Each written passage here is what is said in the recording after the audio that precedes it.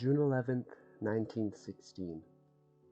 Mr. Henry Newman, sir, it is my painful duty to inform you of the passing out of the finest little chap it has ever been my good fortune to know.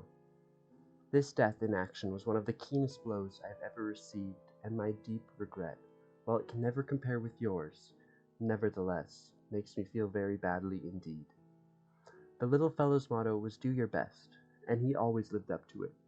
Loved by all and made a pet of, it never spoiled him, as he was always the same Pete. How he died. We had suffered a terrific bombardment for 3 days, and the little fellow on the last day, it being particularly intense on our own front, distributed his crew, keeping 2 men near the gun position with him. A trench mortar buried one of the men, and the little chap dug him out with the assistance of the remaining men. Then the other man was buried, and Pete dug him out, sending them both to the dressing station. The lad was left alone with his gun, cut off from all assistance, when he made his last try. He removed his gun and started up what remained of the trench. Meeting a company man, he said to him, "Take the machine gun out. I'm all in. I've done my best." The man took the machine gun from him, and just then a shell burst almost on top of them, burying the company man with the gun. When the fellow had dug himself out, he looked around for Pete and saw him laying on his back with his hands folded across his breast at rest with the world at last. Thus passed away the wittest little chap I ever met, and I knew him for 16 months. Game to the last and always doing his best. He was found later in the night when things were quiet, with 2 bombs in each pocket and his rifle between his knees. Well, Mr. Newman, I could write a book just singing his praises, but mere words cannot describe the love we all bore him. He died as he lived, a little hero, with the respect and love of his comrades. His personal effects have been sent to his home. I feel that I cannot write more, as it is too painful for me. The comrades who are left join with me in extending the most heartfelt sympathy to you all in your sad bereavement. The only thing that alleviates our sorrow is the fact that we know the lad gave up his life, and we are filled with the ambition, if it be our portion to give up this life, that we may go out doing our duty as the little fellow did. Once again, I tender my sincerest sympathies, and if there is any particular information or service I can render, I am yours to command. 13,306, Sergeant T.J. Simpson, M.G. Section, 5th Battalion.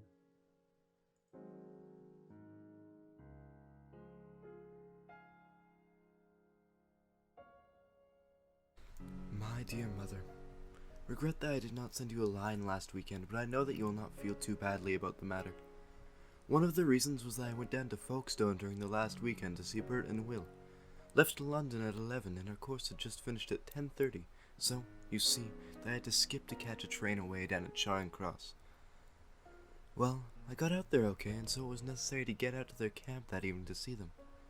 I caught the train back to Westenhanger, some dozen miles, and saw them for about 2 hours. We were planning to get a weekend together in London or other place. It was quite dark, of course, when we were together, but they both seemed fit and feeling well. Was very sorry that we could not be together more, but they left shortly after I got in. They had to march some 15 miles to the place where they were going for their shooting.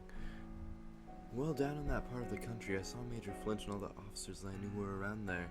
You know, those who weren't taking courses. Also, Harry Brenton and Frank Kennedy, Maud's brother. Both of the latter are in the 9th Battalion Band. I've been there ever since the beginning of the war. Also saw a lot of the other Edmonton boys. I traced the box of candy Nora sent. The 56th officers mistrusted what it was, and, of course, you know soldiers.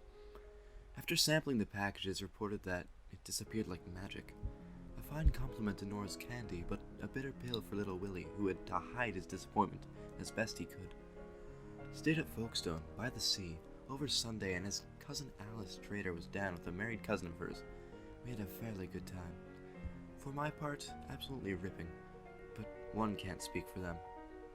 Got back to work here Monday night, and then the adjutant went away for a few days, so that I am left to my old job, and absolutely now experienced on this side of the water at all, as we were shipped down to London the week after we left. You can imagine the way one feels. Had a fairly good time in London, although they worked us pretty hard. Was out to hydrate us several times. They're fine, and Alice can play and sing to beat the band. Has been taken from the Royal Academy of Music for the last few years. Harry was back on leave from the front and to take a course in armored motors. Oh, but I think I told you all this before, but he's another one to be proud of by the name of Drader. They say he is different from his brother Lewis. Well, Mother dear, I guess that I shall go to dinner. Mrs. Henry Drader wished to be remembered very kindly to you all when I wrote, so for the love of Mike, send back a nice message for her, as she has been awfully good. Love to all, from Eugene.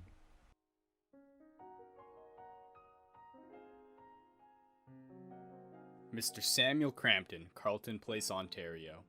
Dear Sir, in reference to your letter of June 9th, I am sorry to state that poor Lockhart is gone to a better land, dying the death of a brave soldier without a stain upon his conscience. He was always a good soldier and did all this work willingly, and few ever heard him grumble. I have been with him all the time since we left home and always found him ready to obey any command.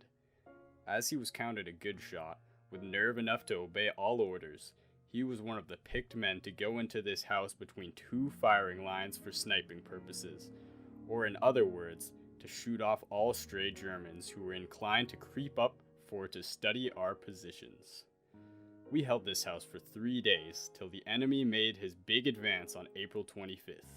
By advancing on the French on our right and driving them back, by the use of that murderous mustard gas, part of our contingent were obliged to counterattack the advance of the enemy, which caused us a great deal of anxiety. In the meantime, they also advanced on our left in an angling position, completely cutting us off in this house. A number of the boys being wounded, we were obliged to get back to our trenches as quickly and quietly as possible, so the captain sent 6 of us out at first and watched results. That was where poor Lockhart met his death by a bullet in the head. It was instant death, causing no pain, which was a blessing when we think of what some of the boys suffered on account of not being able to be moved. I cannot get any trace of many of the other boys, but I expect they are prisoners along with the captain. I am in a lovely hospital in England getting the best of care and expect to get out again before long. If there is any other information that you may want, don't delay in writing me, and I will do all I can to ease the wound it has caused to his kind parents whom I knew well.